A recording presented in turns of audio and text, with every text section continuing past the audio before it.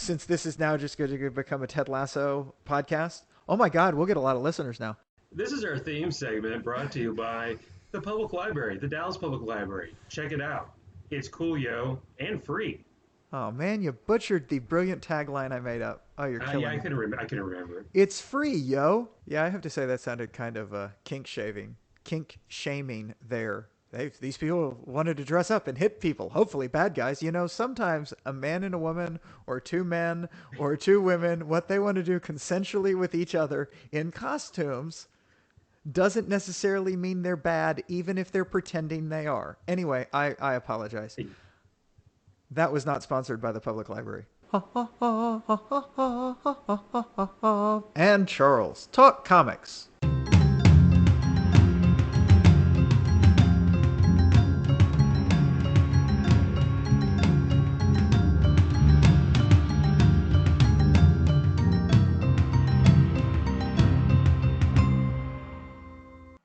Hi, welcome to Hav and Charles Talk Comics. I'm Charles, and I'm here with my compatriot Hav, and we're here to talk about comic books, which is why you turned into this podcast. Hi, Hav. Hey, Charles. How are you? I'm doing fine, man. I understand today is the day after your birthday. Yes. Turned 47 yesterday on Wednesday, August 11, unceremoniously in the middle of the week, hump day. So, yeah, it was nice. And then I'll probably just hang out this weekend and take it easy. And tomorrow's Friday the 13th. So some scary movies tomorrow night. That'll be nice. On a little group thread on about your birthday, Caesar, who all of y'all listening, well, already probably knew, but if you didn't know, might have heard him on our last podcast, mentioned that all of COVID is Hav's fault. Yeah, because it happened right after, gosh, long story short, I had a thing last year where I had a brain tumor that took forever to get diagnosed. Everything's fine. It was benign. I get out of the hospital in February, spend about a month recuperating. I'm starting to go back to work mid-March of 2020 for like a week and a half, and then bam, COVID. And we're back. I was already quarantining before it was cool. Well, in fairness, I'm writing the movie where the COVID virus actually escapes from your skull. I'm going to have to give Caesar a writer's credit for it because this is basically his idea. Right. Because he then pointed out that on your birthday, they locked Dallas down back down again, sort of. We have to go back to wearing masks, at least until our illustrious leaders in the Republican government that is here can get the Supreme Court to overturn a local mask mandate. Right, because, big government is bad when it's, D.C. to Texas, but big government from Austin and our illustrious Governor Abbott to everywhere else in Texas, that big government's okay. Yeah. Because, hypocrisy. Okay, and I'm done with my soapbox. Well, no. I was just gonna say that was my minute of politics that I seem to be sneaking into almost every episode. I can't help myself. I can't help myself. Anyone that knows me that's listening to this knows I can't help myself. But I've managed to keep comics out of. I'm going to invert that. I've managed to keep politics out of comics. Like the original creators of comic books intended. Exactly. There is nothing political about comic books. And on that note, what's the first comic we're going to talk about? We are going to talk about The Golden Age, a Elseworlds limited series, miniseries, whatever, back from 1993 that takes a look at a what if post-World War II, and it's interesting. I liked it. But yeah, that's what we're going to look at first. And then after that, we're going to talk about something, and that's what I suggested. And then we're going to talk about what you suggested, which was Jessica Jones, Alias. Alias Jessica Jones. That which they made a Netflix movie out of, which I did suggest that took place in. What year is that? Because you clearly looked all this stuff up like a... Well, I got the Wikipedia headers pulled up. That was a series, 28 issues total, apparently. I didn't know that until I just looked at this thing for the first time. 2001 and 2004. Okay. Yeah, so it started in 2001. And that's by the great Brian Michael Bendis. Yes. So we decided, as usual, we were going to lead off chronologically with the Golden Age. And that's why I kind of mentioned the politics in comics going in. That wasn't planned. I just, I am Segway man, but I'm now butchering it up. That was a very political comic book. I was just going to scold you for how dare you do the whole sarcastic, how dare you talk about politics when obviously politics in its history, in the history of comic books never did the two meet except forever and ever and ever. Forever and always. Yeah, a little Nazis, Nazi stuff going on here. Well, it does start out that there was the golden age of comics, and they're talking about it, the mystery men. I have always kind of, I'm conflicted about that term. I want to think of it as hokey, but I also kind of like it when they talk about the mystery men and all the heroes that sprung up and some of the different reasons how they got their powers. And these are all characters that, well, they're not household names, except some of them are household names adjacent, because these are old Golden Age characters that they used in this, but it's not even all of the major Golden Age characters that you know. Some of the bigger ones are just kind of ancillary characters during this. Yeah, for example, we see Black Canary like in the last few pages of the whole darn thing. Do you remember that when they're all gathering in DC to register? I don't remember. I think I do now that you mention it, because I was rereading it today, but I only got about halfway through. Okay. Well, and I didn't realize for it being a 4-issue miniseries, they're longer than usual issues. Well, they were much longer than usual issues, because that was 189 page 4 issues. So those were action-packed issues. Right. I would like to say, going in, I really liked this comic book. It was really well done. The art was beautiful. The themes, not that I want to talk about themes ever. I've been told we don't do that, or officially. Yeah, this is our theme segment brought to you by the public library, the Dallas Public Library. Check it out. It's cool, yo, and free. Oh man, you butchered the brilliant tagline I made up. Oh, you're killing me. I couldn't remember it. It's free, yo. Okay, there you go. Damn it. Gosh darn it. I mean, I come up with this. I mean, I'm a wordsmith. Yeah, you are. And that's what I get. So, oh man. There's a lot here. So there is. So it's post-World War II. I found it interesting just off the bat because I remember reading an Origins of the Justice Society of America back in the 80s. That I picked up randomly from a comic book rack at a grocery store, probably, where they definitely talked about the Spear of Destiny that Adolf Hitler had, and that would render supers powerless. And so that's why that was the comic book reason given why, the Golden Age Green Lantern, the Golden Age Atom, Our Man, etc., Dr. Fate, Superman didn't just go over there and just wipe the floor with them. But then they in Elseworlds, retconned it and said, no, it's because there was this dude, Otto Frentz. I wrote down a couple names. That was a superpower neutralizer that would just render them powerless. And they talk about that a little bit. So I thought that was interesting. Yeah. And so they outlawed Eisenhower said he didn't want any superheroes over there because he was afraid that it would be massively demoralizing if Green Lantern were murdered by the Nazis, or I guess killed in action.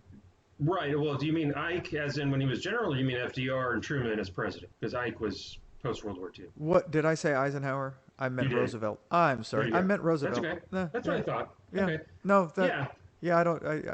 It was Roosevelt, who was president during most of World War II until he died. Yeah. And then it was Truman. I know history. Shut up.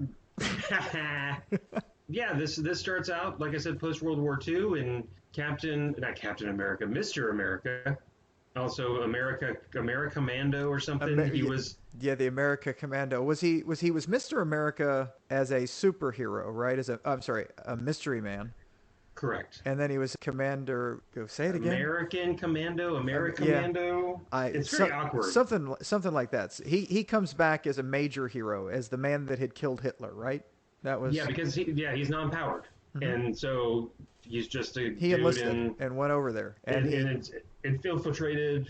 Yeah, he infiltrated the Nazis. He infiltrated and became a Gestapo agent, and he was a one-man commando. He was truly a hero.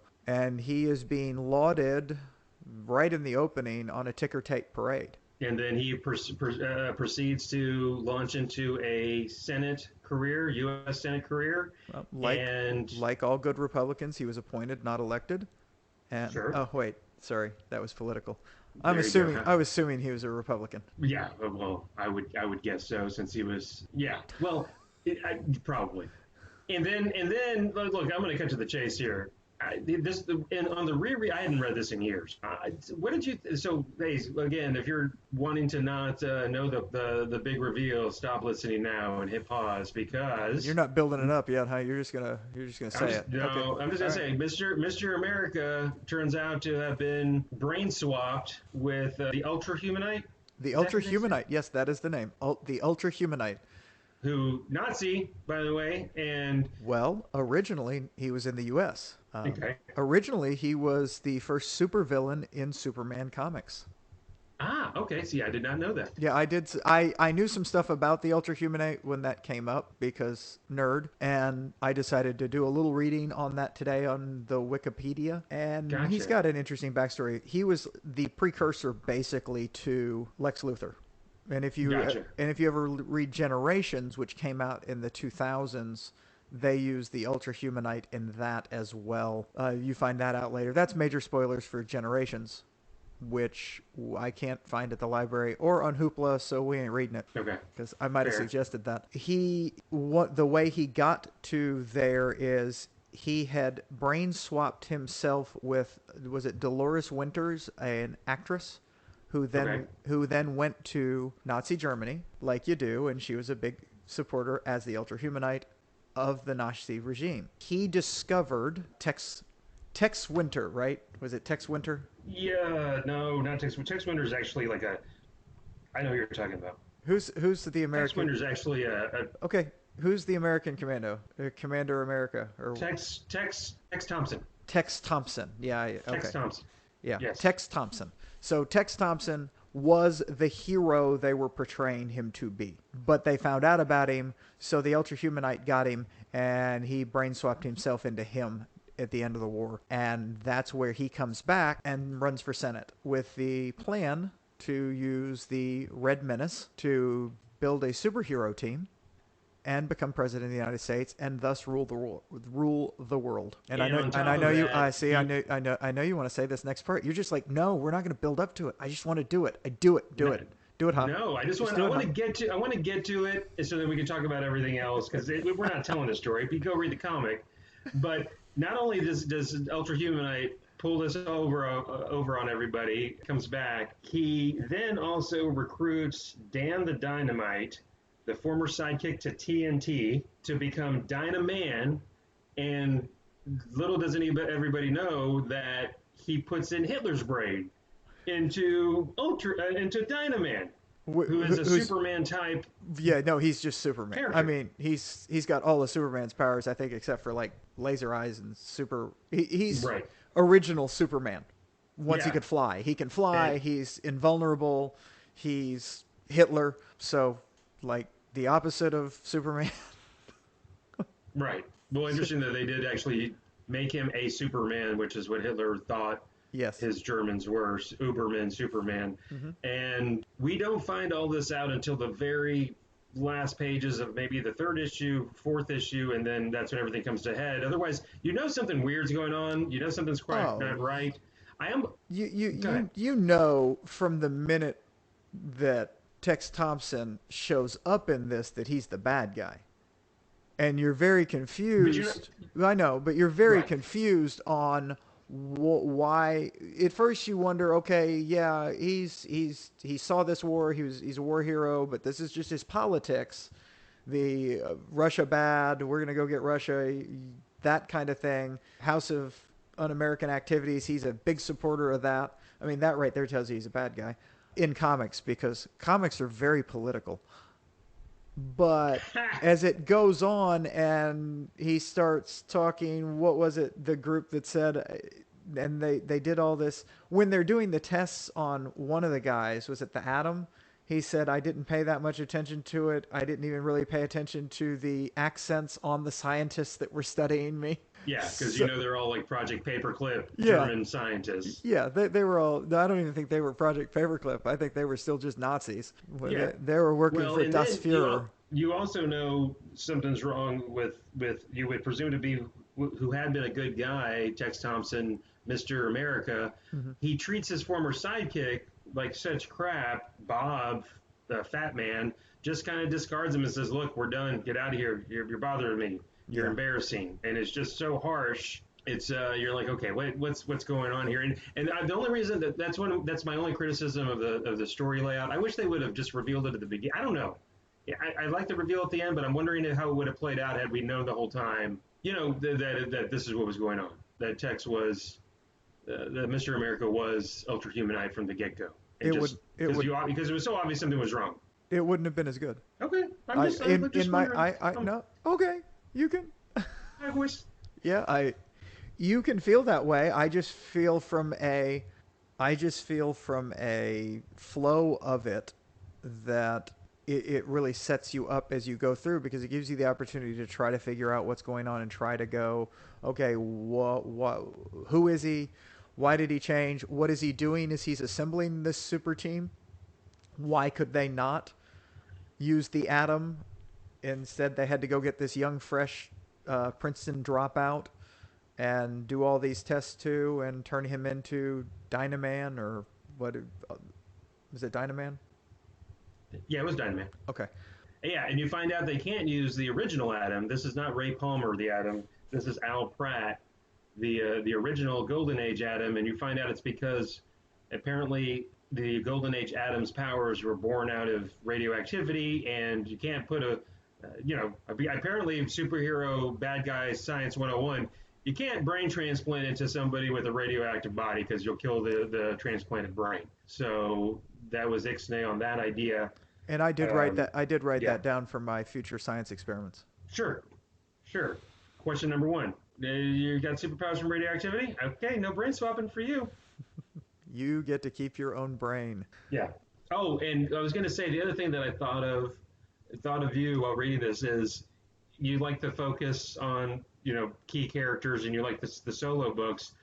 Holy crap! There's a lot of characters in this. I mean, a lot to keep track of. A lot of players. Yeah, but thought they did a pretty good job with each one. They really, in a lot of times when they write a book like this, the distillation or the Elseworld type book, they kind of feel like they have to give you information about that character because even though these are slightly familiar DC characters or wherever DC got them, in the case of Captain Triumph and some of these things, they weren't originally DC characters, but they're originally Golden Age characters acquired by DC. They kind of gave you some background of each one. So you really got into who they were, and the writer and the artist combined to do a real good job of developing them in very short bursts. So you kind of knew where they were True. coming from.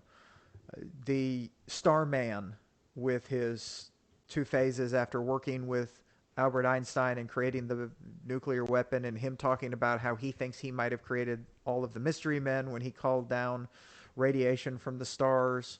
I really liked that. I really liked Our Man, who knows what he's become. He's become an addict because he spends all his time trying to recreate or make his Hour pill, his Super Viagra, work for the full hour so he can get what he gets from that. Yeah, yeah. I And going back to sorry, no, going back to real fast to Starman, Ted Knight. I think his name was Ted Knight, like the actor. I Um, think he was named Ted uh, Knight before Ted Knight, the actor, was famous, though. I, well, Ted Knight was pretty old, but I think you're I said probably right. famous. I didn't say. I was going to say born, but I stopped because, yes, he was old, but. I, No, I know. No, yeah, I thought that I was gonna say that was one of the notes I had when he in 1939 he accidentally called down radiation from the heavens from outer space that rained down on I think he said half the continental U.S. or half yeah. of North America or half the world or something, and then lo and behold. You got people flying. You got people with super strength. You got other non-powered people just randomly deciding they want to dress up and hit people with bad guys, hopefully, or doing random things, and he blames himself. And he's having some issues dealing with that guilt. Yeah, I have to say that sounded kind of kink shaming there. These people wanted to dress up and hit people, hopefully bad guys. Sometimes a man and a woman, or two men, or two women, what they want to do consensually with each other in costumes doesn't necessarily mean they're bad, even if they're pretending they are. Anyway, I apologize. That was not sponsored by the public library. No, it wasn't. It was sponsored by another establishment. No, I'm not. Anyways, so let's see here. What else? No, we got everybody from Captain Triumph. We got Joan Dale, Ms. America. We got Manhunter, Paul Kirk, Johnny Quick, Johnny Chambers. They very, very quickly mentioned Jay Garrick, the original Flash, and He's retired and kind living of with not. his He's wife. not. Yeah, he's out of Right. there. Did you know who Captain Triumph was? No. Yeah, neither did I. I read about him today. He evidently, reading about it, he was in the 1940s. Captain Triumph was a character. It was two twin brothers who were even very close as twins. They had matching birthmarks. They were, as they grew older, when World War II started, one trained as a pilot and one went into journalism. The pilot died when a plane was sabotaged, and his brother ran into the burning hangar to save him, and he died in his arms. And then, because he swore to avenge his brother's death, the gods of the fates, or the gods, decided to give him the power to do that. And when he touches his his birthmark, his brother's ghost enters him, and they become a superhero. And then when he touches his birthmark again, they're separated. Never heard of him. And Evidently, the ghost. hold on. Evidently, DC acquired them, and in Wikipedia it says, although it was in the public domain already. So I like that. Oh, they acquired him from the public domain. So what I'm saying is, I'm going to be writing some Captain Triumph comic books. As long as you do that and make sure Triumph, the insult comic dog, is also involved. Because I immediately, when I saw his name, I immediately thought of Triumph, the insult comic dog. But I don't think Triumph the Insult Comic Dog is in the public domain. Well, just do like DC does and just say it was and see what happens. I My don't know. lawyer, ladies and gentlemen, my lawyer. I'm going to go to somebody else for copyright stuff, if that's okay with you. Oh, yeah, please. I would highly recommend that.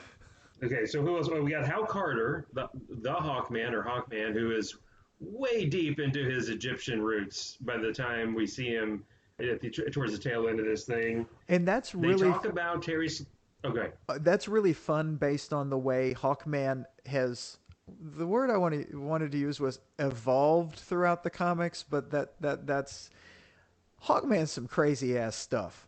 If you get into Hawkman, I listened to a great podcast that the comic book character corner, that comic podcast I told you about. They broke down Hawkman, and I was like, what? Let me rephrase that. They talked about it for a while, and that is some crazy comic book stuff. But the getting deep into his roots, some of the comic book writers got into the whole Egyptian stuff. So I loved that, just little tiny, it's not even an Easter egg, but it was just such a nod to some of that weird ass crap that went on with Hawkman. Yeah, because you get into him being reincarnated from an Egyptian pharaoh or some such and all that. And I did read a little Jeff Johns's JSA back in the day, and he gets heavy into that in that early JSA run. I think it's JSA, where it was a cool read back then. I know, tangent, and there's also cool Alex Ross covers on a lot of those, which are cool. But anyways, so yeah, we get to see a fair amount of Hal Carter towards the end.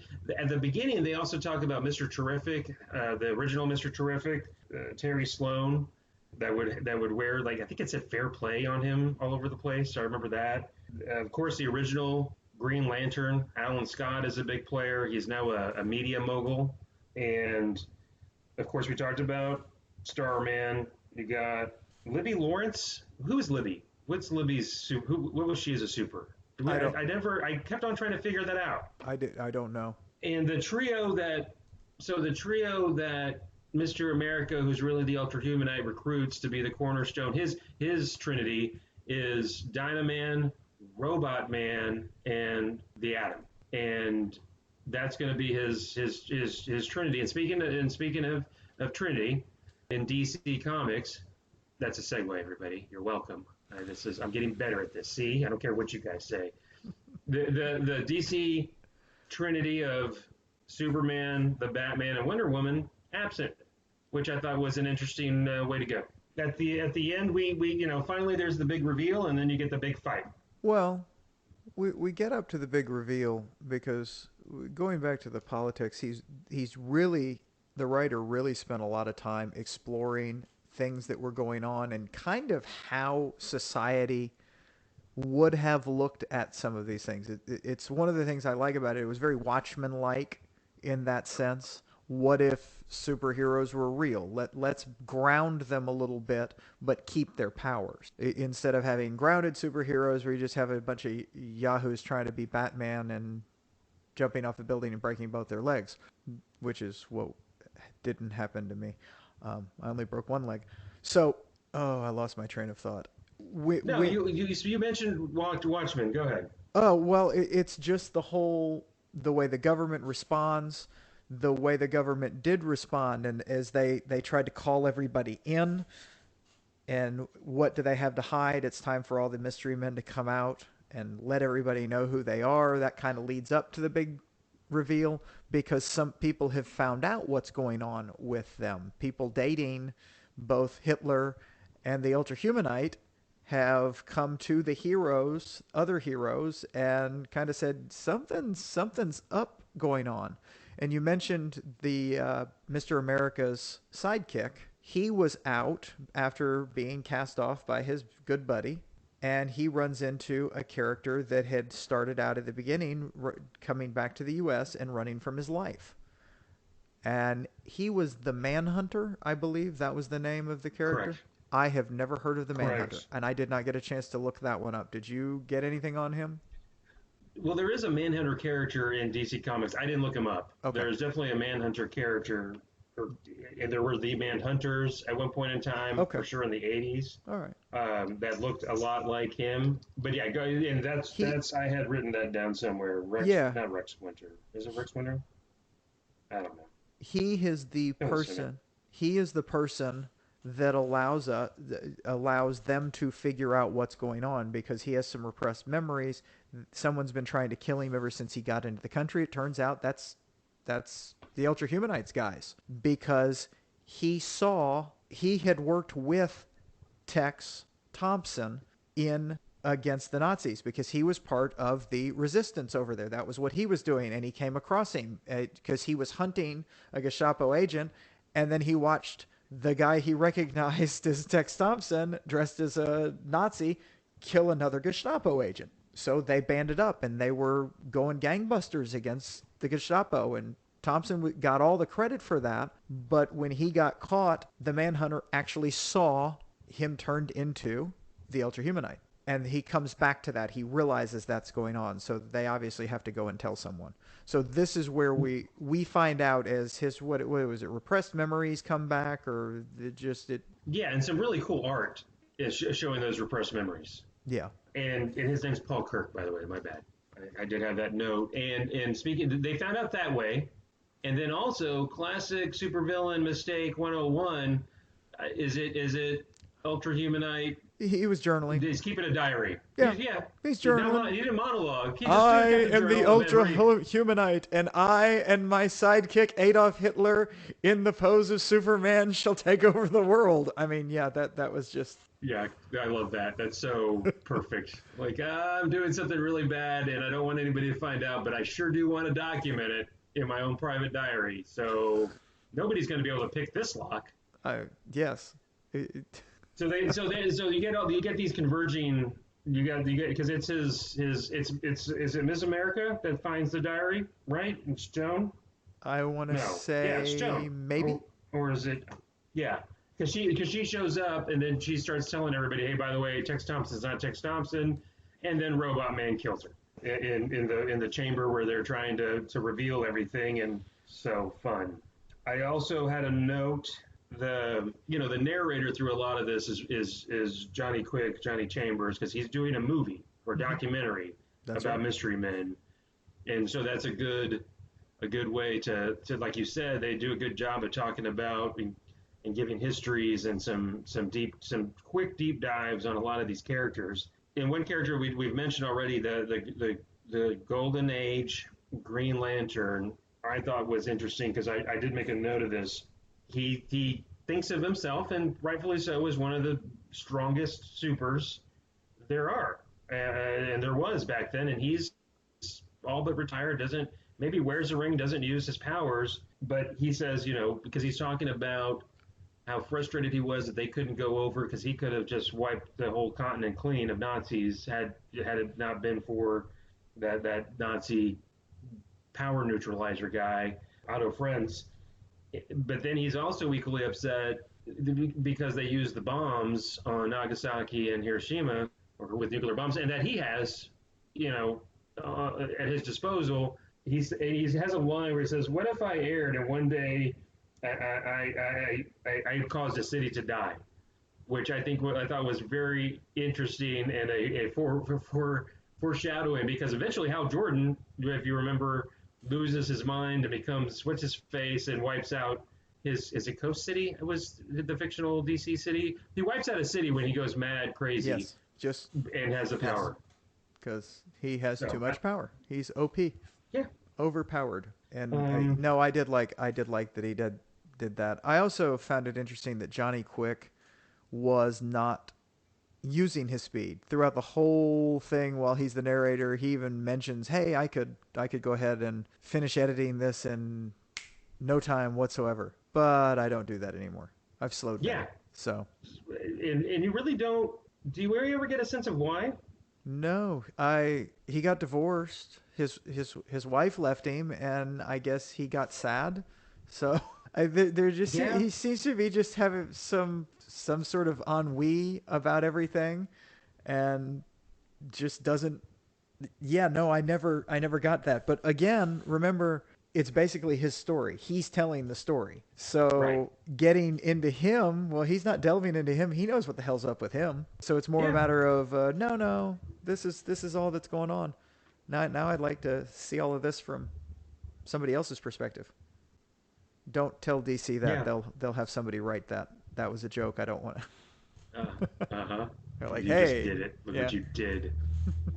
And hey, another character that had an interesting. He came on late and then had a weird arc. Johnny Thunder, the dude with the bow tie that's got the little spirit, dude, electrical Johnny kind of dude. Thunder is a weird character. Period. It is. It is. I never got Johnny Thunder. I guess he's a Shazam idea, i.e., all you need is a magic pen or whatever to have a genie. Right. Except all he does is kind of control the genie. He doesn't even. He's not even the The superhero. He's just this weird dude in a bow tie that chews gum. and the genie and the genie has to do whatever he says, Yeah, right? I We guess. Like I said, and weird. and at the very end, he's in such denial that he's been fooled by Ultra Humanite and Superman Nazi Hitler, that he's commanded his genie to go still fight on the side of, even though he's just been told, hey, you've been fooled, you're working for Nazis. He's like, no, can't be, this is all a lie, go kill our man. And his genie is struggling and just finally leaves, just takes off into the stratosphere. And I think get the feeling at the end when they're showing what's happened to them 5, 10 plus years later, genie never came back, it looked like. Yeah, So well, I thought that was a weird, interesting arc, but you're right, that is a weird, interesting, weird, I don't know, just weird character. I I And I weird, have. you're right, I didn't think of the Shazam Captain Well, Marvel. I never. Well, they were just throwing so many things out there to compete with Superman. At the beginning of the Golden Age, and they did do some weird stuff. I mean, that's where you got Plastic Man, who evidently was just originally an amazing comic. I did notice he was in one Yeah. picture, but we never really got Plastic Man in there, which that kind of sucks, because that dude's wacky and wonderful. Yes, and I actually picked up years ago for fairly inexpensive a Golden Age Plastic Man comic book for like under $20. It's in rough shape, but it's complete, and it's I think that, I mean Interesting read. I very gingerly read it. He's a reformed convict that got these powers, and then fast forward. I think this is in, maybe it's at Dark Knight Returns, or is it in the other one, Kingdom Come, or the Kingdom? There's one reference where Batman makes reference that he's going to get one of the most powerful superheroes on the planet, and it's Plastic Man.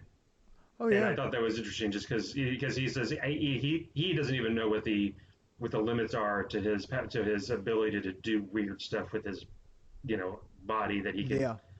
become any shape thing, blah blah blah. So interesting. But again, yeah, there's so many characters that you just kind of see. Another one that I've always loved, Dr. Midnight, is in there, but just show him at the end because they broke his goggles and he can't see because he's blind without his goggles. Yeah. But I've always liked Dr. Midnight. I've always liked his look and his costume.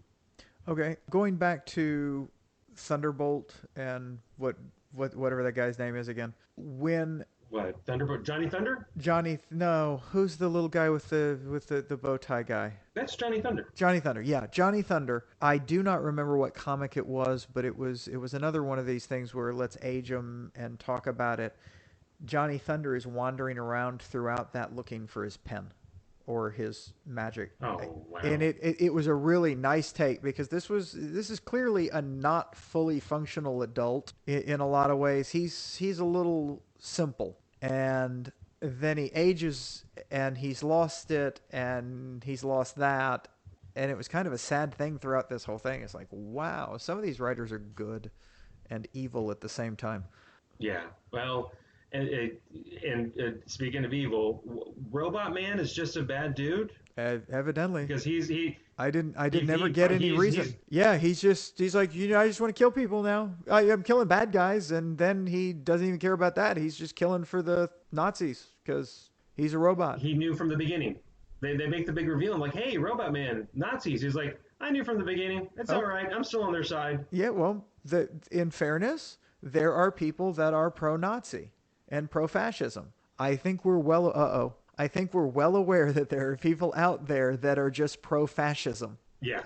Yeah, there are. And to this day, and their gear and their insignias may have changed, but man, they kind of say the same stuff. Oh my It's kind of goodness. it's history repeating itself. It's just so sad and Yes.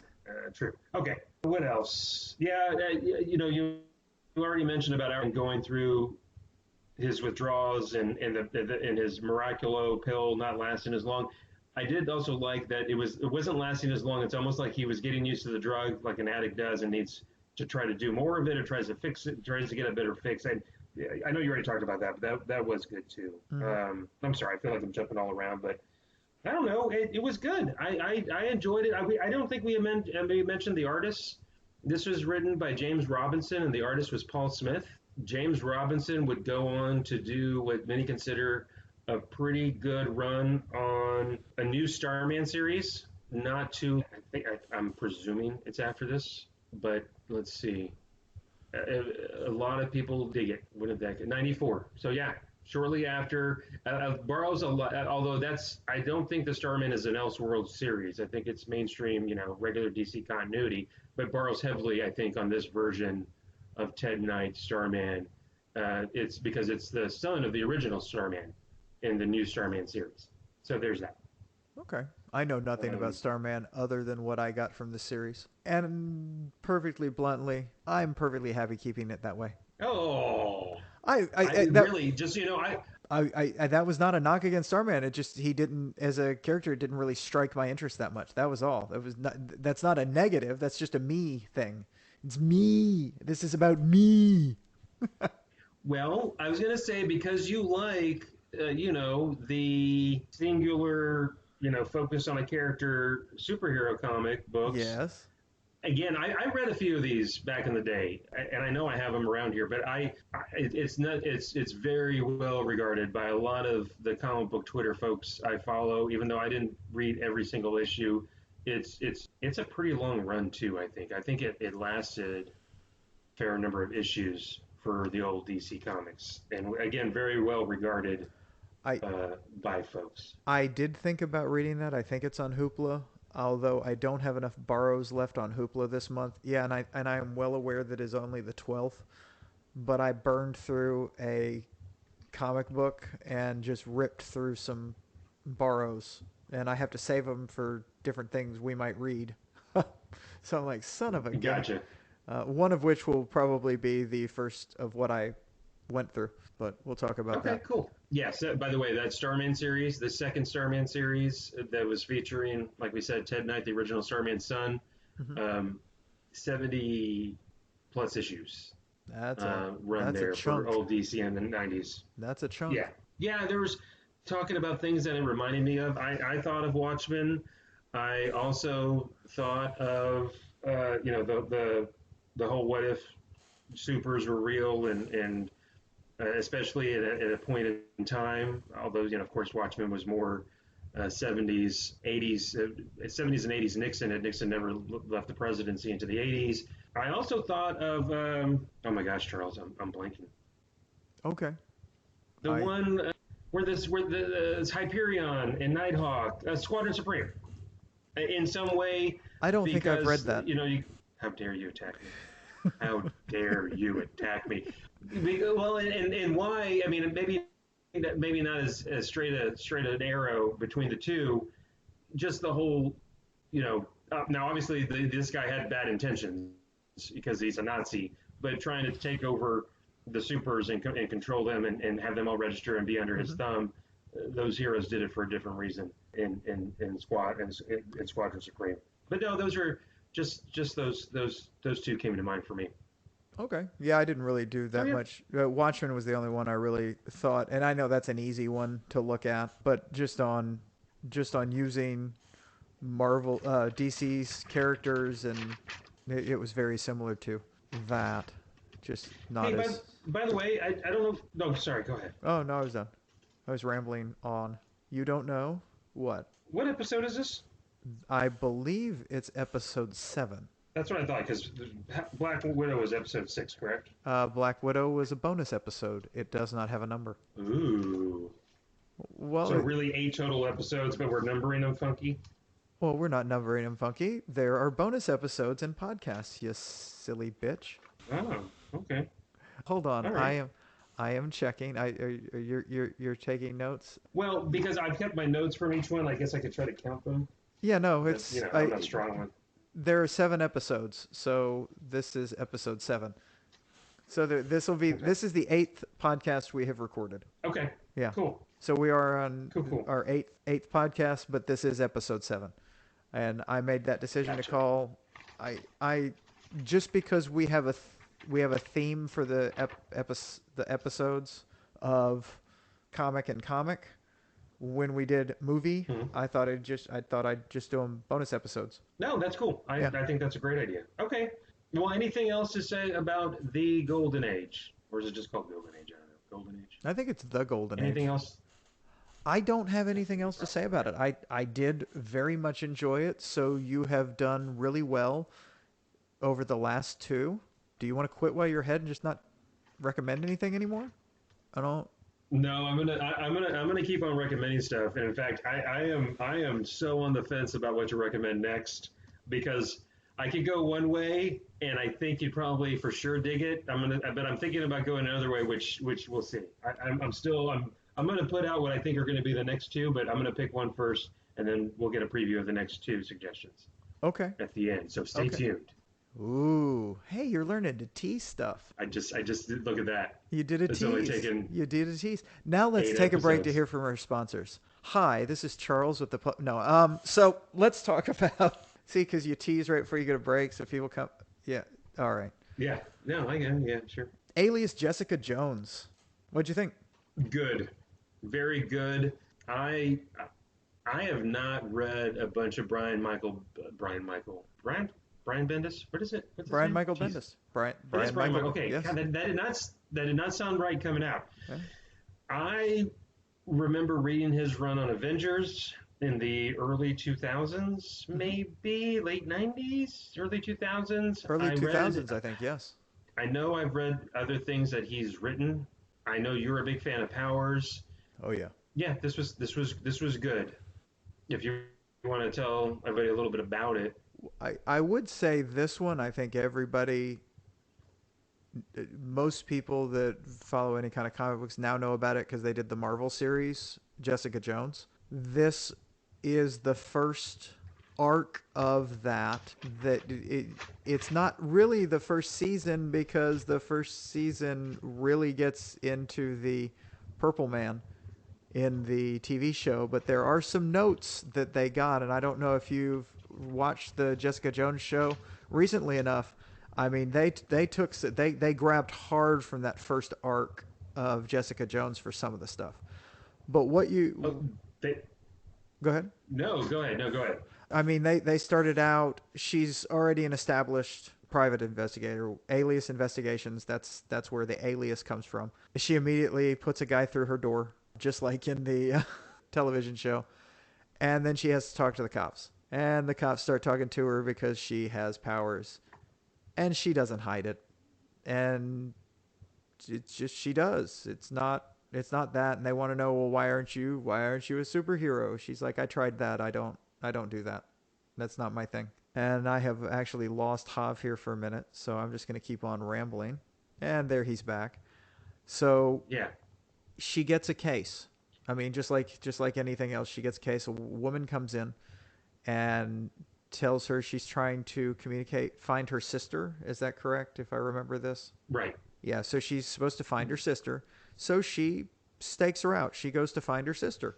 And while she's there, she notices the woman come back with a man, and they go up to her apartment, and they have what the kids are calling the sex. And then the man leaves. And he leaves via the roof when he gets a phone call. And he dresses up like Captain America. So she followed Captain America to a tourist, and then she leaves. And she's recorded it, Yeah, she's recorded Captain America doing that. and And she immediately thinks, "What the heck have I gotten myself into?" oh yeah, because you're gonna think that. It's an obvious thing to think. You're like, what the what? So I don't remember exactly what goes on after that, but eventually she finds out that she knows something's going on immediately because she cannot get in touch with the woman who hired her at all. She's just disappeared. And then the woman she found ends up dead in her apartment. Right.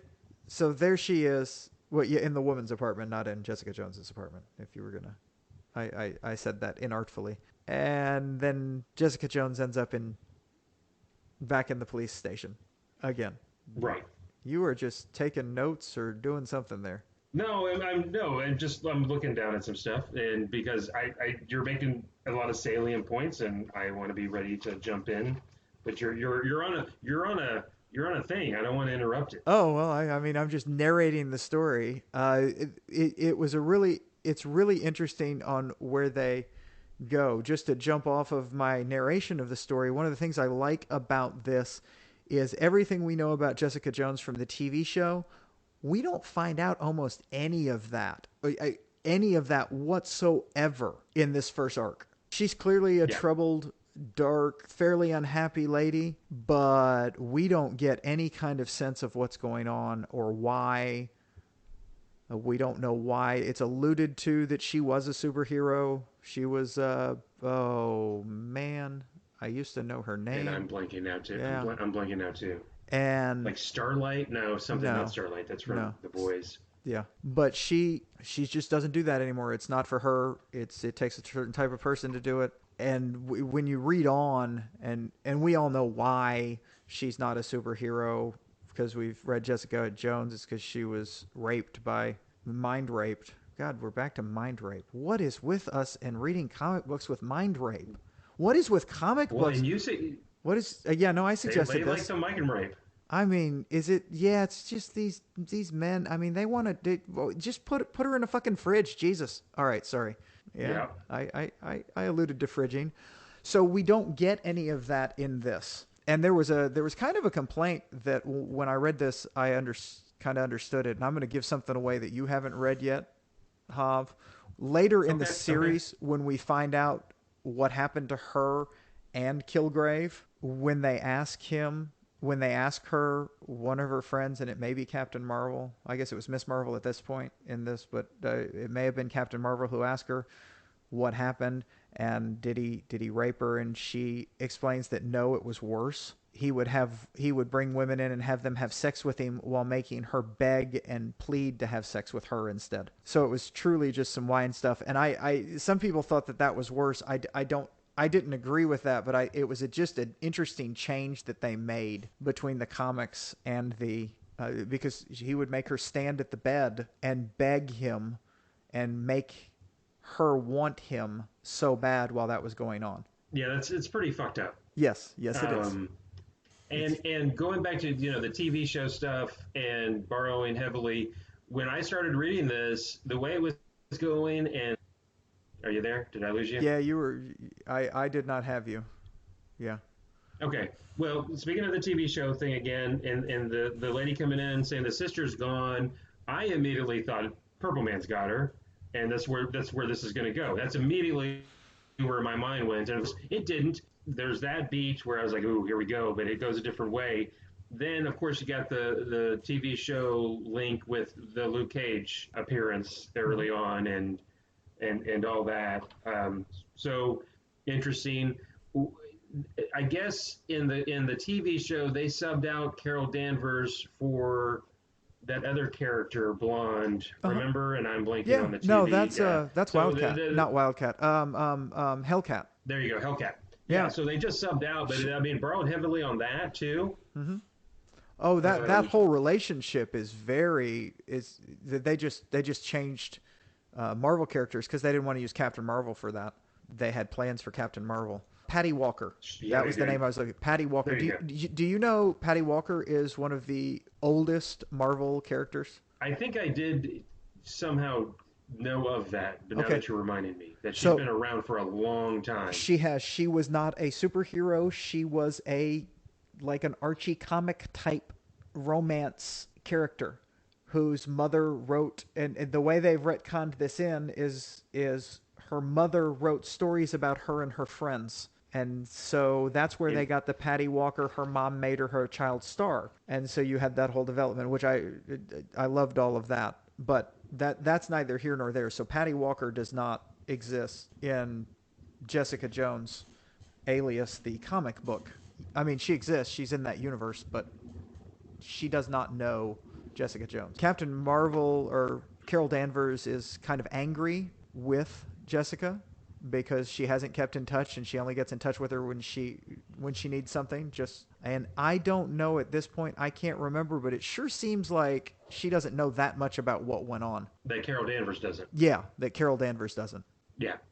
I agree. And I'm gonna go back, and I purposely didn't reread the rest of it because I have all of those on Kindle. I didn't reread the rest of that run. I sometimes don't like to be that far ahead, even though I've read it before. It's been a number of years. But this whole thing, it was great. Oh my God, I apologize. I'm exhausted this week, so I am just absolutely blanking on the rest of this comic and what happened. Well, here, I'll pick it up here. So she has the tape. It turns out it's all the machinations of this senator or some Democrat that's trying to unseat the very much looking like W president at the time, and it turns out he's got some powerful financiers that are setting up Jessica because they think she's going to sell it for the money, or somehow bring the tape to light because after she videotapes Cap leaving this lady's apartment or where they're hanging out, all of a sudden, lo and behold, she's strangled to death. And Jessica's a person of interest, but these people that are trying to manufacture this thing to make Captain America look bad and therefore the president, so that's due to win. And then Alan Quartermain? Something Quartermain is a SHIELD dude that comes with, they have her wired and they get the bad guy, of course, monologuing on the golf course. Well, because he's a Hollywood guy. He's a Hollywood guy. Okay, sorry. I thought he. Well, yeah, no, he's a Hollywood guy, and what now I'm remembering. I don't think the Democrat really even knew what was going on as much. I don't think the candidate was as aware. I think this was just the people that were running him were doing this kind of in the background to make sure he could do what he wants. And it was more against the fact that they'd given money to the current president who was not doing everything they wanted. So Right. it was just well, we're going to back this guy and put him in, and he did. He monologued like crazy, and I can do whatever I want because I'm rich thing going on, and it was brilliant. And then they killed him. Quartermain did. It was not even. Yeah, you get the Blackhawks swooping down on this Yeah. fancy golf course. Yep, and that because he said, "Now Jessica, just walk away." So she Yeah. did. For once in your life, do what I ask you to do. Yeah. I'm trying to say, a couple things. So the tape, there being a tape of Captain America, I, of course, I don't know if you did this subconsciously, thought of Hawkeye. Although that was a fake tape, there's a tape of Captain America that's going to get released potentially and damage his reputation or whatever. Or they're trying to frame a Cap for murder in this one, maybe, I guess. Yeah. Well, but of course, I I don't think immediately they're. thought of Hawkeye. Well, they clearly tried to frame him with murder because they had somebody murder her that could do it with bare hands, that was very more than usual strength. It wasn't going to stick, but just the implication that Captain America was a suspect of murder would have been a hit to his reputation. I mean, a little bit. Yeah, just a smidge. Not a good. And so yeah, so of course I thought immediately of the Hawkeye series that we read not too terribly long ago. Mm-hmm. And of course, just the overarching thing, a lot of similarities between this, just very loosely, but Stumptown, you got a female PI, although this one's powered. Absolutely. No, there's a lot of Stumptown going on. That I would say Stumptown probably got some stuff from there because I can guarantee you he's read. One would think. Greg Rucka has read Jessica Jones, and it wasn't because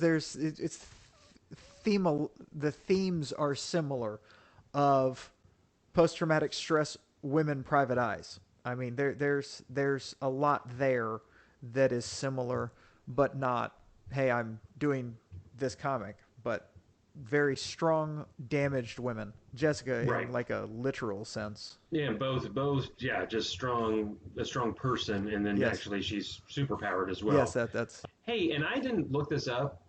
How'd she get her powers? Do we know? Do you know? I'm just curious. I did not Googleize this. Car wreck. Okay. Her parents died in a car wreck. Fun fact: she went to the same high school as Peter Parker at the same time. Peter Parker thought of her as Coma Girl because when she got in the car accident, she was in a coma. Her family died. She was in a coma. Except her family didn't die in this. That's right. Her family didn't die. She also, we find out in the new Avengers run, when Luke Cage is in the Avengers, and this is after everybody has forgotten who Peter Parker is, that he's Spider-Man. After they've retconned that back out, he demasks in front of them, and Jessica Jones goes, "Oh my gosh, I had a crush on you in high school." Ha! And I read a lot of that run. I don't have any recollection of that. Okay, that's cool. Yeah, and so that became kind of a joke thing on that Jessica Jones had a crush on Peter Parker. Didn't have any clue that he was Spider-Man, but she liked the little nerdy boy from high school. Yeah. Okay. Cool. Yeah. So the second part of this arc, and we can talk more about the first part. I don't know that we're done. Oh, what was the second? Well, part? No. Well, the second part's the Rick Jones thing, but oh yeah. Before we get into that, I did want to point out, she doesn't release a tape. She figures out what's going on, and then at the very end, Captain America pays her a visit, and is of course very Captain America-y, and is like, "Hey, you're a good person. I can't think of three people. I can only think of three people that would have done what you do. You ever need anything, don't hesitate to call me." Yeah. And at the very end, there's a funny part where she's like, "Are you about to salute me?" And he's like, "I was thinking about it." Yeah, there's a very cool, I guess cameo because he's in it a little bit in different parts, of course. Yeah. Disappearance by Cap, and of course, just again being super Captain America, but in a cool way. So yeah, it was a cool intro arc, and then the second one is where we get another lady come to her office, saying, well, my husband is Rick Jones. He says you're related to him because you're Jessica Jones. He's missing.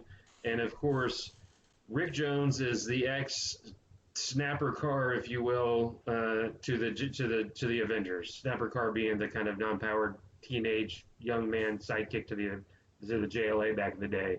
Oh, you left one out. You left one out. He's the Hmm, reason who? Bruce Banner is the Hulk. Sure, yes, Yeah, I because mean, before Bruce he was in the Incredible Hulk #1.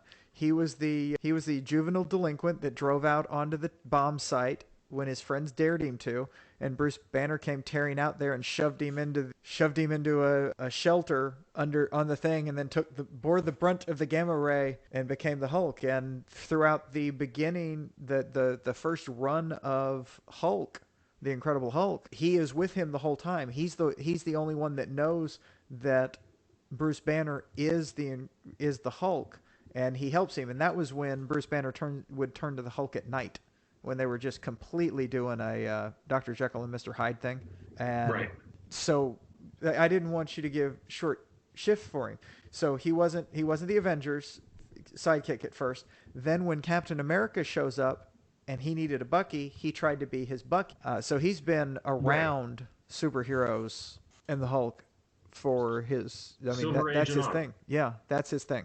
And there's some cool parts in this part of the run where you get excerpts from his dollar bin autobiography where he talks about what if he hadn't pushed me, would I turned into the Hulk? And yeah, so in the dollar bin autobiography, we get excerpts at the end of each of his issues in this first run against trade. It originally was what it was, where he talks about the what if with the Hulk, and what if Bruce hadn't pushed him out of the way, would he have been the Hulk? And then he talks about training with Cap and figures out that Cap was just trying to have a surrogate replacement for Bucky, who he missed.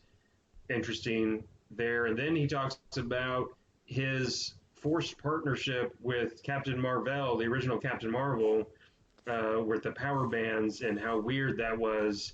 And I had forgotten about that, and because I don't know that I've read but one or two issues where Captain Marvel, the original Captain Marvel from the Marvel universe, is a player. I don't think I've really read Um, any. That was never my jam in any way whatsoever. and then you also the wife of Rick Jones comes, hey, I need your help. She of course does it for free, and she calls her mom, hey, are we related to any Richard Jones, Rick Jones, Dick Jones? And of course, you get to see the classic interaction between any daughter, son, and mom. Maybe that doesn't have the best relationship because it's just a pretty funny, sad but funny part of the comic book. And then so she finally tracks him down, and he's playing covers at some bar in a neighborhood in New York, and he tells her that because he was instrumental in ending the Kree Skrull War, there's a cosmic intergalactic price on his head, and he's on the run. And she buys it hook, line, and sinker, and is like okie dokie, and decides to try to help him, and just trying to get him to see Mr. Fantastic at the Baxter Building. Tries to get in with the Avengers, and yeah, it's really interesting. So yeah.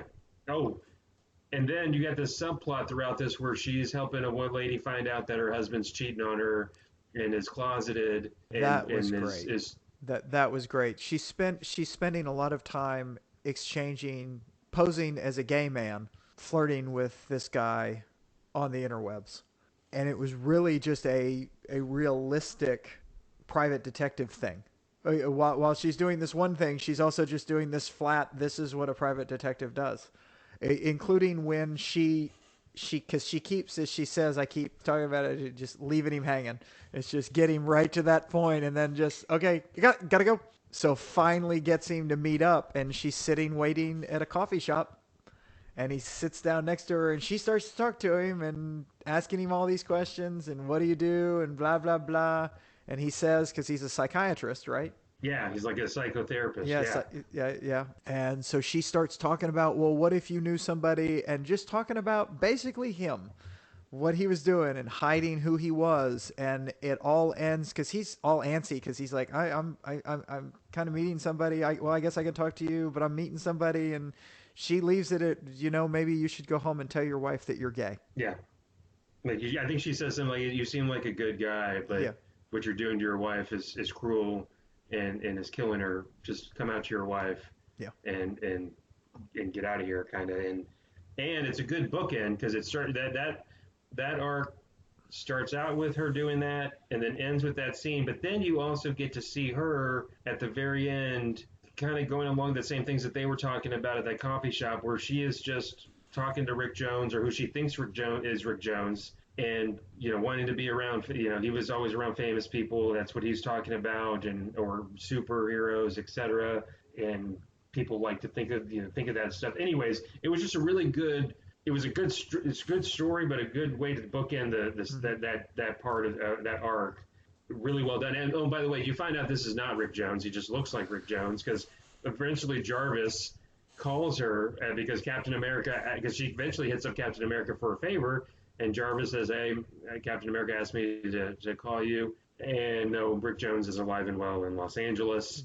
There's this young man that we're well aware of that is posing as Rick Jones in New York City. Please let us know if we need to get involved or get the authorities involved. And of course, she feels the rube, that she feels like she's been pulled, because she's bearing her soul to this dude while she's trying to help him out. And then it turns out, he's just a dude that wants to be somebody else, more famous, more important than what he is, I guess. Yeah. One of the great things I liked in the comic was a very subtle thing that happened when she's first looking for him in the park, and this homeless possible girl and a guy come up, and the girl looks at her and says, "You have powers." And her friend is like, "No, she doesn't. Da da da da. You always say you can tell if people have powers, and and well, she can." And Jessica, at the Right. end of that conversation, after she gets the information, she goes, I do have powers. Is that your power that you can tell that?" And the girl's like, "Yes, it is." And she's like, "Yeah, that is." I mean, it was just such a tiny little, just dropped in there, had literally nothing to do, as far as I could tell, with anything else in there. I just really Yeah. liked that little moment of extraneous life, I guess, in a comic or any kind of literature, when there's just this extra, doesn't necessarily have to go anywhere, but it's fun. Yeah. So No, and they pop up a couple. I think they pop up at the end when she finds him in the park with his wife reunited, and they're all happy. yeah, no, they're there. Those I same just two are there. the being able to tell the power things had nothing to bear, is what I was. Yeah. Yeah, it was a character development and someone that was just for the sake of the character development of that character that we'll never see again, and I kind of like that idea.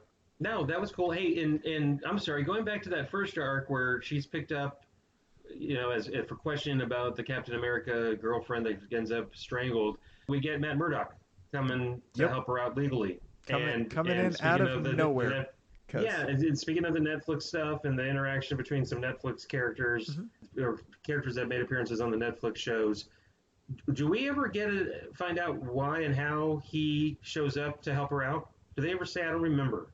Yeah, I thought, what's his name? Did Luke Luke Cage sent Cage? him. Did Luke Yeah, Cage? yeah. That's Luke right. You're Cage right. sent him. Okay. Yeah, because that's. Okay. I mean, oh, go. She's a hero. You go do that.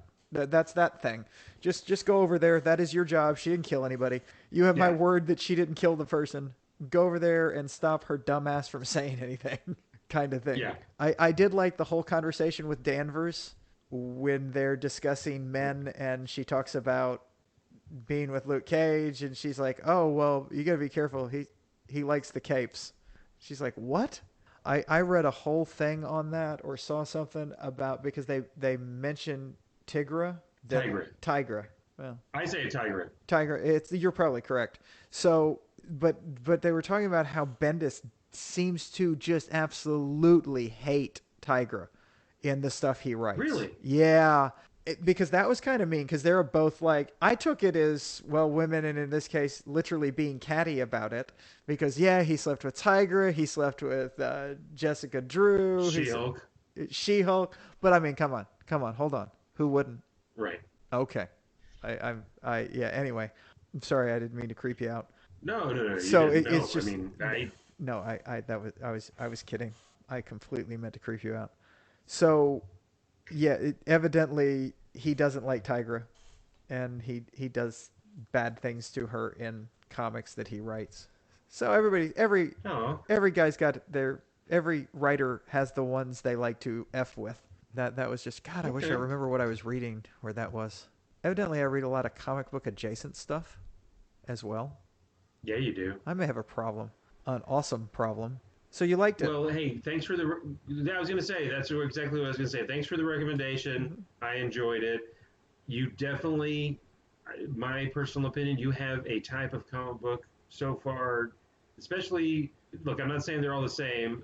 The art and the style and kind of the noir feel of them, Mm-hmm. especially Alias, Jessica Jones Alias, Stumptown, and the Hawkeye. All different, but all very cool. Like I said, of course, the Hawkeye was more spy and espionage, but still It kind of gritty. yeah, no, it's a down and dirty type story. I like that kind of story. I like the simple sometimes. I like the character development over the action. It's just and they all had action, don't get me wrong. They all had things going on, but they were not as important as what was going on with the character while those things were happening. So that's kind of what I like. Well, and for the people listening, if you guys and gals, if y'all enjoyed Hawkeye or Stumptown, you will definitely, I think, like Alias. And funny enough, when I think this was maybe even on the last podcast, when you suggested Alias, I don't know why I thought Yeah, we were talking when I about first somehow a suggested it, comic book. yes, yeah, you thought it was the TV show, and that was my fault because I didn't say Yeah, Alias Jessica Jones. It was completely my fault. That one is that is more well known as that TV show. So I didn't pull you off sides like I have walk you into a trap like I will sometimes. That was just completely unintended and my fault. and I was just thinking, God, he really liked that Jennifer Garner show, and I guess it's based on a comic book I never read. But okay, I'll give it a read. This will be interesting. No, Jessica Jones, like the Netflix. Oh, okay, that makes more sense. Yeah, I was gonna say, yeah, I'll read it, whatever. Yeah, yeah. sure. You haven't suggested anything bad so far. But yeah, no, really, surprise, surprise. Brian Michael Bendis wrote it, and it was not too shabby. It was very And good. I apologize. I don't know who the artist is, but I it'll I definitely was be in just the looking liner that up. notes. No, it was Michael Gaydos. So he's worked with Brian Michael Bendis on Alias and The Pulse, Hmm. and he illustrated some miniseries called Powerless and Daredevil Redemption. Apparently, Okay. I don't know that he has done a lot of work, but good, very good. No, it American Comic. it really suited the book, the art. It Yeah. went well together. Okay. Hey, does spoiler alert for me, but I don't care. Does Luke Cage make more appearances in this as the time goes on? Because eventually they get together and they're together Yeah. by the time the new Avengers Yes. rolls around, right? Yes. Luke Cage will Okay, make more appearances. If I could loan you those, I would, but it won't loan. I tried to loan them to because I bought them from Amazon, and sometimes you can loan books, but it would not. Some things it won't loan, and these are something that it won't let me just say. Okay, here's volume two, and I'm not gonna. gotcha. If I lend you my iPad, then what will I read on? Exactly. And you might have to pick up a physical book or Yeah. comic. Yeah. Well, I could do that. I do that sometimes. Just for fun. So themes between the two. You Comparing, know, I really, I literally, I know we do this for fun sometimes and find different things to do. Comparing and contrasting between the two, I really don't think those are. I got nothing to compare the two you know, together. the only thing I would say to compare is in both. Obviously, Jessica Jones is a strong woman, strong lead. There's some strong female characters in Golden Age. That's true. Uh, Especially for Libby, it's based in the 40s. There's some seriously strong characters considering they're women in the 40s. right, right. That's the only thing that to me that jumps out that you can really that because I did kind of put a little brain power into that, and I was like, you know what? There's not besides that. They I talked about some parallels between other stuff we'd read, but not between these two necessarily. well, but they did. They also drew Cap is kind of a golden age hero in that. Now that you mentioned talking about golden age, if you look at the way they drew the Captain America, that was kind of a golden age Captain America look. More schlubby, not as. You're right. It was an interesting, realistic looking man instead of. I mean, still Cap, but not what we think of as Cap. More so. Yeah, he wasn't in the super tight, form-fitting, muscled out to the umpteenth degree, and yeah, he was a dude, but he wasn't chiseled jawed. He just looked like a dude. Yeah. Yeah, that's a good point. I'm trying to think if there's anything else to draw between the two, but not really. Now like we said before, there was definitely stuff to compare to other stuff we'd read. But yeah. Besides a strong female lead, nothing else really jumps to mind. So, do we want to talk about yeah. our next podcast then? Yeah. What do you know exactly what you're going to suggest for me to read? Because I have do. 2 or 3 ideas. I do know exactly what I'm going to suggest to you to read for the next one, and I will give you the one to read for the one after that. Because a lot of times we lay it on me. Okay. So for the next episode, Javier, I would like you to read Miss Marvel, the new Miss Marvel that started a number of years ago with Kamala Khan, our first Muslim female superhero for Marvel. I talked to you about it after I read it originally and told you how much I liked it. And now they're going to do a Miss Marvel TV show. So you need to read Miss Marvel because it's very important. Just like here in a while, there's a She-Hulk arc that we'll read before the She-Hulk because there's a really good She-Hulk. Anyway, I love She-Hulk. But this Miss Marvel is outstanding. And if you don't like it, we won't be doing this podcast anymore. So no pressure. I got you. No problem. No, you can absolutely. I honestly that I don't mean to heighten the expectations of it. I think you'll enjoy it. It is even if you don't love it, it's worth reading because it's wonderful. So that is for our next episode, Miss Marvel. Is there like an 6-issue arc or trade or something? Yeah, we're just going to do the first volume. It's on. I saw it on. It's funny they've got a little book club thing on Hoopla, and it's on there. It's also on Marvel Unlimited. Oh, cool. Yeah. So speaking of shows, it dropped on my birthday. I haven't watched it. Have you watched What If on Disney? Why? Yes, I have. Okay, don't spoil it. But was it good? I enjoyed it, yes, and it was funny because I'm watching it, and then I remembered I read some parts of comics that's from because I was like, oh wait a minute, oh okay, that's not spoiling it. It was because you don't know which comics I read, but it was really cool on that. And I'm gonna wonder how much of these because I do like the What If comics, so I'll be curious how much of what they're doing I've already seen in different ways. But I thought it was well done, and I'm looking forward to the next one. I also like it. And then, I like it because although I'm sure there'll be some kind of overarching thing, they appear to just be standalone little episodes. So it's not like, oh my God, now I have to watch episode 2, and it's better for me because I'm spoiled by Netflix, which is like, here, you addicted son of a bitch, here's the full season. Go ahead and watch it. You're fine. You can be that weirdo that stays up all night and watches it. You're fine. Whereas Disney's like, no. You have to be a responsible person, and you have to watch one at a time. One a week. One a week. Jackasses. Yeah. Same with Apple TV and Ted Lasso. Oh, I have not started watching season 2 yet because I can't. I cannot watch it yet. I want to run through that thing the way I ran through the whole first season when I was like, oh, I want to be like Ted Lasso. Ted Lasso makes me want to be a better person. Right. Oh, absolutely. I mean, he legitimately does. And I don't get the people that don't like it because it's too cheery and too optimistic. I'm like, dude, if we ever need some optimism, it's about now. It made me so happy when I broke down and watched it. Did I send you that Twitter thread that the young lady that read it, that had been told to do it and said, fine, I'll watch it. She did a whole Twitter thread. Wait, it's about soccer? Why would I want? Okay.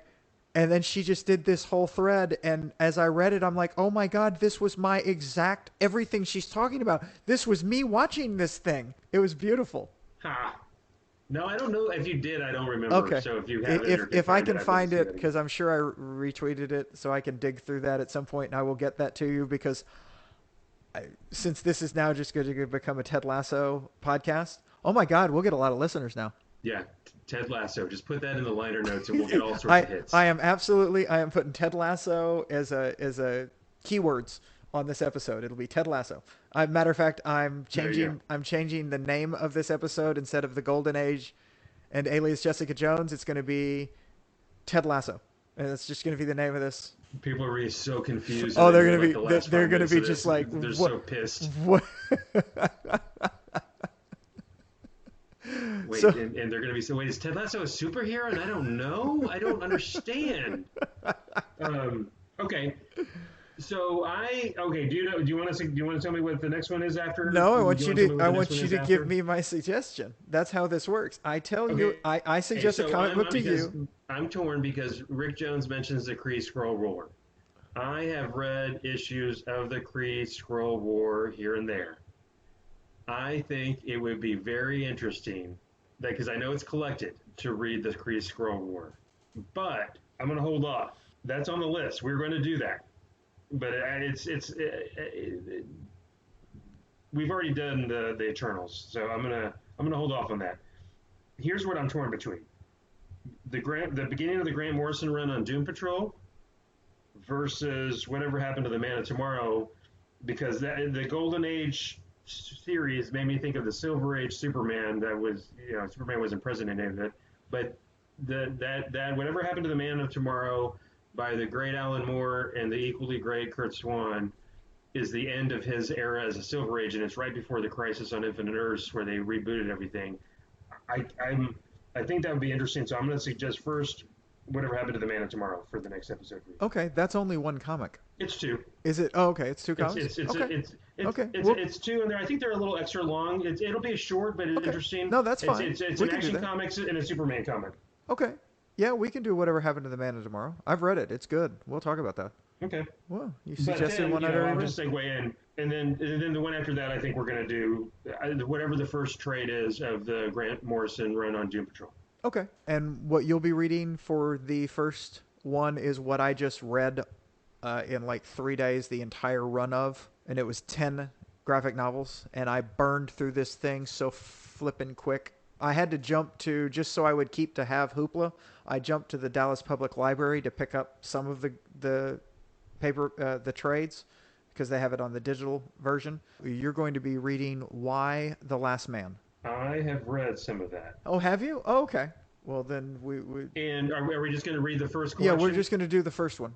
Yeah.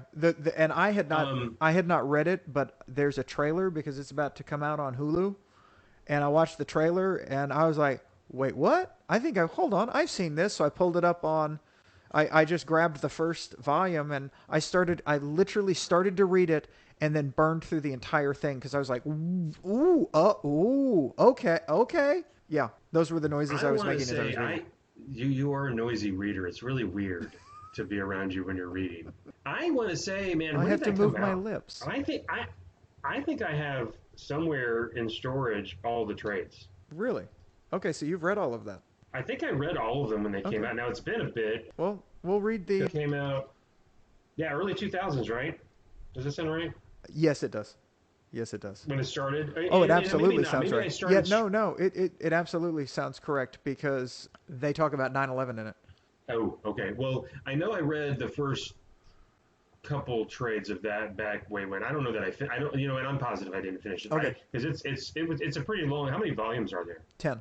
Oh no, never mind. I read like the first 2 or 3. Well, and that's then, okay. Like most things, I didn't finish it. Okay, but yeah, that we'll read the first, and then if you want to keep going, it's all on Hoopla. Although I don't recommend. cool. Yeah, that's what I told you. That's why I don't.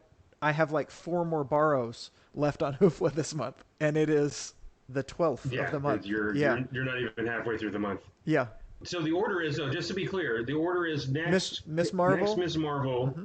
Okay, and then for you, whatever happened to the Man of Tomorrow, the Superman end of the Silver Age kind of homage, or not homage, I forget. That's a bad word. That's not the right word. And then next, I'm going to read Why the Last Man. We're going to read Why the Last Man and the first collection of Grant Morrison's run on Doom Patrol.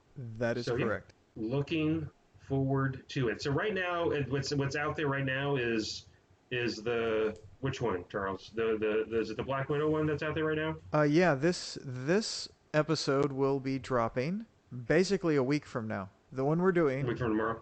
yes. Yeah, I said basically a week from Okay. now because I sometimes I drop it about this time because it's 10:43 on Thursday night.